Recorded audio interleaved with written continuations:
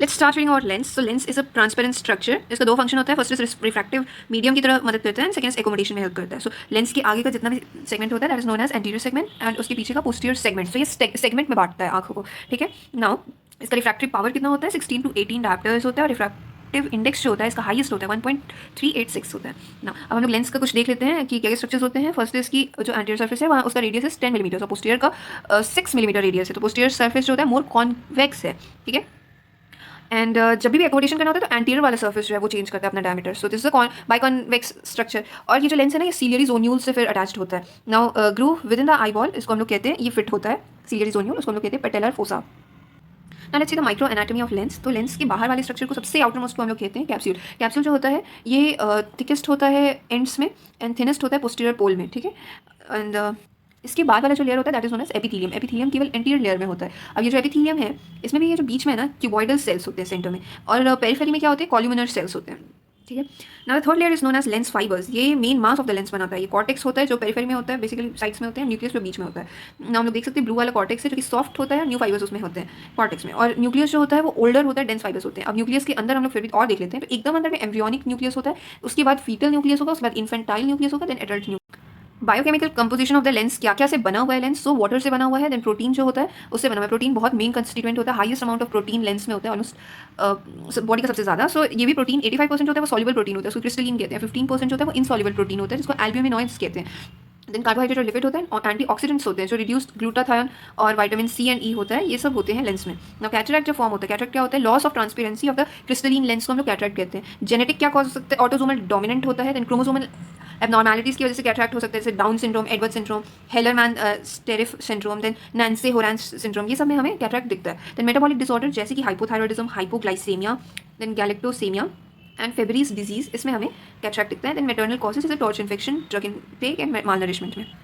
ना हम लोग क्या क्या पढ़ने जा रहे हैं. तो पहला टॉपिक जो हम लोग देखेंगे वो कंजेनाइटल कैटरैक्ट होगा, यानी बच्चों को जो कैटरैक्ट फॉर्म हो जाता है वो होगा. दूसरा होगा सेनाइल कैटरैक्ट, यानी बूढ़ों में जो 50 से अबव एज के हो गए उनमें कैटरैक्ट अगर एज रिलेटेड फॉर्म हो रहा है that is known as senile cataract. और उसके बाद क्या देखेंगे? उसके बाद हम लोग देखेंगे other types of acquired cataract apart from senile cataract. Senile is also an acquired cataract, but उसके बदले और 5 तरीके के एक्वायर्ड कैटरैक्ट होते हैं. तो metabolic, toxic, complicated, traumatic and pre senile, ये 5 हम लोग देखेंगे. बस इतना ही है.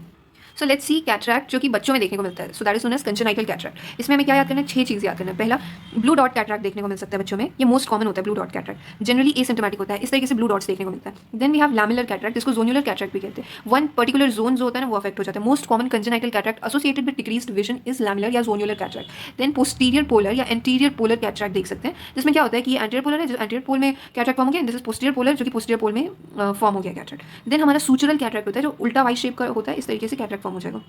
देन टोटल कंजेनाइटल कैटरैक्ट, उसमें क्या होता है? फुली ओपेक हो जाएगा. ठीक है. यही 6 तरीके का क्या क्या? ब्लू डॉट कैटरैक्ट, लैमेलर या zonular cataract, and posterior and anterior polar cataract, sutural cataract, total congenital cataract. Clinical feature बच्चों में क्या देखने को मिलेगा? देन ल्यूकोकोरिया देखने को मिलेगा. उसी से हमको डायग्नोस होगा कि व्हाइट प्यूपिलरी रिफ्लेक्स है, आंख वाइट वाइट दिख रहा है, तो उससे मदद लेके आएगी कि देखो ये क्या हो गया करके. देन स्ट्रेबिस्मस देखने को मिलेगा, स्क्विंट बच्चे को देखने को मिलेगा. If not treated then baby develops lazy eye. ठीक है, क्योंकि स्टिमुलस डिप्राइव्ड एम्ब्लायोपिया फॉर्म हो जाता है. Then congenital cataract should be operated as early as possible. हमें क्या याद करना है कंजेनाइटल कैटरैक्ट में कि इसको जितना जल्दी हो सके उतना जल्दी ऑपरेट करो, इसमें वेट नहीं किया जाता है क्योंकि लेजी आई डेवलप हो जाएगा. ये हमारा खत्म हो गया कंजेनाइटल कैटरैक्ट. नाउ हम लोग सेनाइल कैटरैक्ट में आ जाते हैं जो बूढ़े लोगों में देखने को मिलता है. सो ये most common type of acquired cataract है. एज जिसका भी 50 ईयर्स से ज़्यादा हो जाता है उनमें देखने को मिलता है. क्यों? तो क्या क्या प्रॉब्लम है देखो. Increase proportion of insoluble protein, हम लोगों ने पढ़ा था ना कि लेंस में इनसॉल्युबल प्रोटीन 15% होता है. ये 15% से बढ़ जाएगा अमाउंट में. और decrease proportion of soluble protein 85% normally होता है, वो कम हो जाएगा. देन लेवल ऑफ एंटीऑक्सीडेंट्स भी कम हो जाएंगे. Oxidative damage to lens capsule होने लगेगा, और हाइड्रेशन बढ़ जाएगा लेंस का. उस वजह से क्या 4 फैक्टर है? इनसॉल्युबल प्रोटीन बढ़ रहे हैं, सॉल्युबल प्रोटीन कम हो रहा है, एंटीऑक्सीडेंट कम हो रहा है, एंड हाइड्रेशन बढ़ रहा है.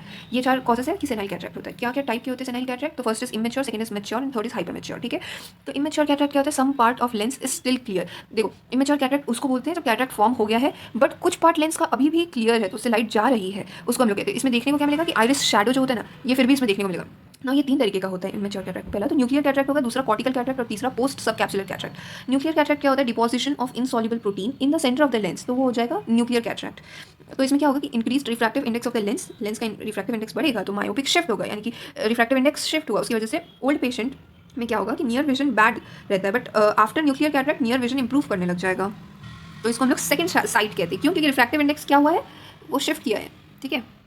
क्योंकि न्यूक्लियस में हुआ था कैटरैक्ट, तो सेकंड साइड पे देखने को मिलता है ना। कॉर्टिकल कैटरैक्ट क्या होता है, पेरिफेरी में ओपेसिटी देखने को मिलता है, इसको क्यूनिफॉर्म कैटरैक्ट भी कहते हैं। इसमें क्या होता है, difficulty in vision and dim light होता है। क्यों? क्योंकि जब डिम लाइट होता है तो हमारा प्यूपल्स जो है वो डायलेट कर जाएगा तो कैटरैक्ट जो ऑब्लिटरेट करने लगेगा लाइट को, तो इसीलिए डिम लाइट में जब डायलेट करता है प्यूपल तब डिफिकल्टी होता है देखने में, क्योंकि पेरिफेरल ओपेसिटी से कॉर्टिकल कैटरैक्ट का, इसको क्यूनिफॉर्म भी कहते हैं।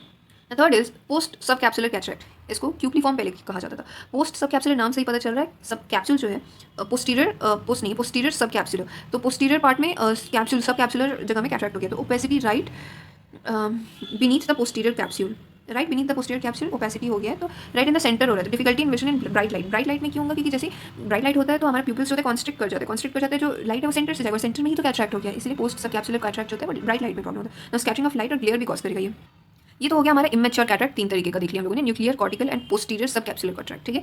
इमेच्योर देख लिया, अब हम लोग मैच्योर कैटरैक्ट देख लेते हैं। तो मैच्योर कैटरैक्ट क्या होता है, जब लेंस जो होता है फुली ओपेक हो जाएगा, कोई आइरिस शैडो फॉर्म ही नहीं करेगा, ठीक है। सीवियर लॉस ऑफ विजन होता है इसमें। नाउ लेंस जो होता है स्वेल सब कर जाता है, इम्बाइबमेंट हो जाता है इसका, तो लेंस स्वेल अप कर जाता है, तो उसको हम लोग कहते हैं इंट्यूमेसेंट कैटरैक्ट, ठीक है। आपस इमेजिन करो कि हमारा लेंस है, लेंस में पूरी तरीके से कैटरैक्ट बढ़ गया है, उस वजह से लेंस स्वेल अप भी कर गया है, क्योंकि हाइड्रेशन की वजह से भी लेंस जो होता है कैटरैक्ट फॉर्म होता है, तो उसको इंट्यूमेसेंट कैटरैक्ट कह रहे हैं। अब ये क्या कर रहा है, आगे की तरफ पुश हो रहा है, जिसकी वजह से क्या होगा, आइरिस वो एक्चुअली क्लोज कर देगा एंगल को, ठीक है। आई को फॉरवर्ड पुश करेगा आइरिस को और वो एंगल को क्लोज कर देगा, तो ये फेकोमॉर्फिक ग्लोकोमा कॉज करेगा, जो ग्लोकोमा कॉज करेगा उसका नाम होगा फेकोमॉर्फिक ग्लोकोमा, ठीक है। तो मैच्योर कैटरैक्ट में यही था। अब अगर मैच्योर कैटरैक्ट को ट्रीट नहीं किए तो हाइपर मैच्योर मॉर्गैनियन कैटरैक्ट हो जाएगा। इसमें क्या होता है कि ये ब्लू वाला पार्ट इज द पैथोलॉजी, तो पेरिफेरल कॉर्टेक्स जो होता है ना, लाइक कॉर्टेक्स जो होता है वो पूरा लिक्विफाई हो जाएगा, ठीक है। अगर लिक्विफाई हो गया कॉर्टेक्स तो लीक आउट भी करेगा और ब्लॉक करेगा एंगल को, ठीक है।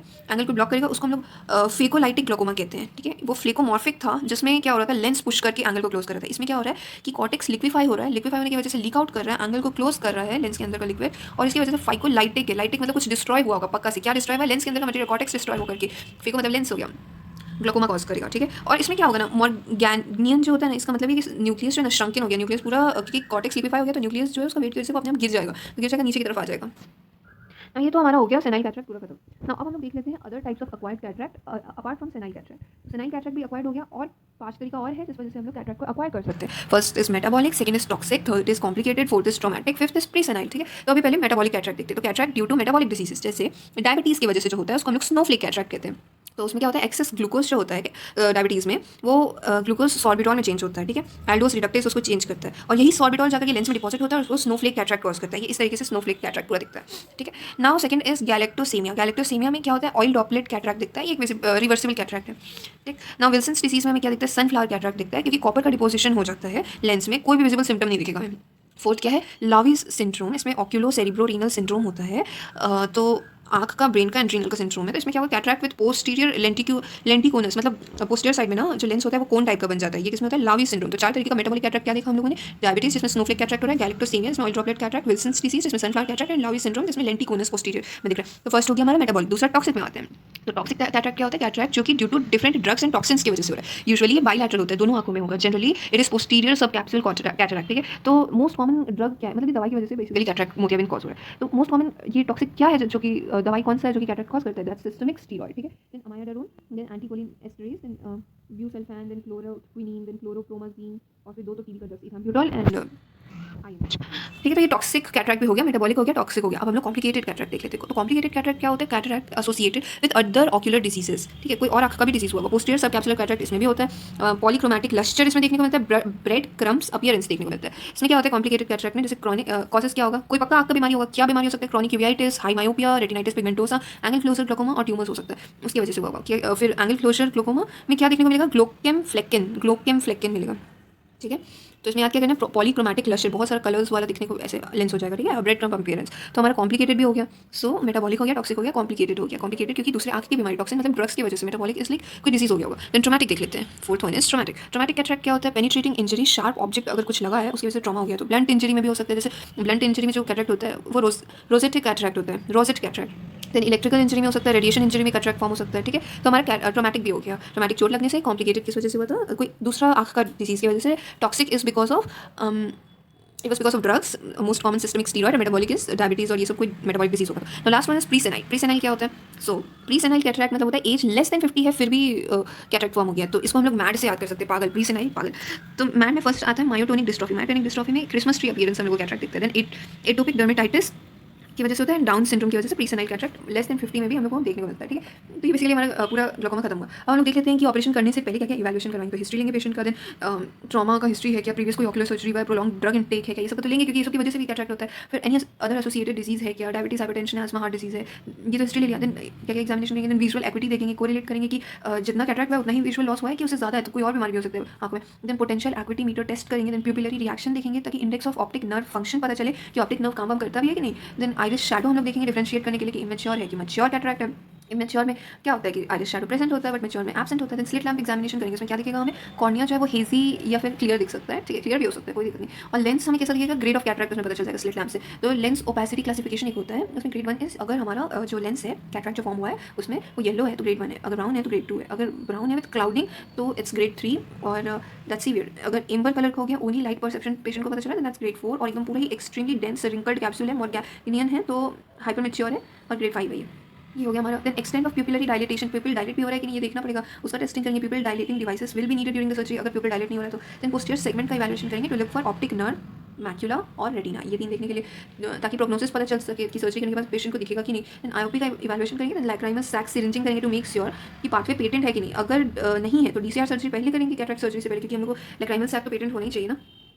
नाउ इन्वेस्टिगेशन देख लेते हैं क्या क्या करना है। तो बी स्कैन करेंगे to see the posterior segment in case of mature segment, mature cataract में तो हमें पोस्टीरियर सेगमेंट नहीं दिखेगा तो यूएसजी करेंगे, बी स्कैन करेंगे, ठीक है। जैसे कि फंडोस्कोपी और ऑप्थेल्मोस्कोपी तो नहीं यूज़ कर सकते, ठीक है। Now keratometry and USG A scan करेंगे, इससे इंट्राक्यूलर लेंस का पावर कैलकुलेशन कि हम लोग किस पावर का लेंस लगाएंगे उसके लिए केराटोमेट्री यूएसजी ए स्कैन करते हैं। सिस्टम की वैल्यूएशन क्या करेंगे, फिटनेस देखेंगे पेशेंट का सर्जरी के लिए फिट है कि नहीं, हार्ट वार्ट का वैल्यूएशन और सब। देन प्री ऑप क्या क्या हम लोगों को दवाई देना है या रोकना है, तो एंटीकोआगुलेंट्स जो होता है ब्लीडिंग का रिस्क बढ़ा देता है तो उसको हम लोगों को रोक देना है।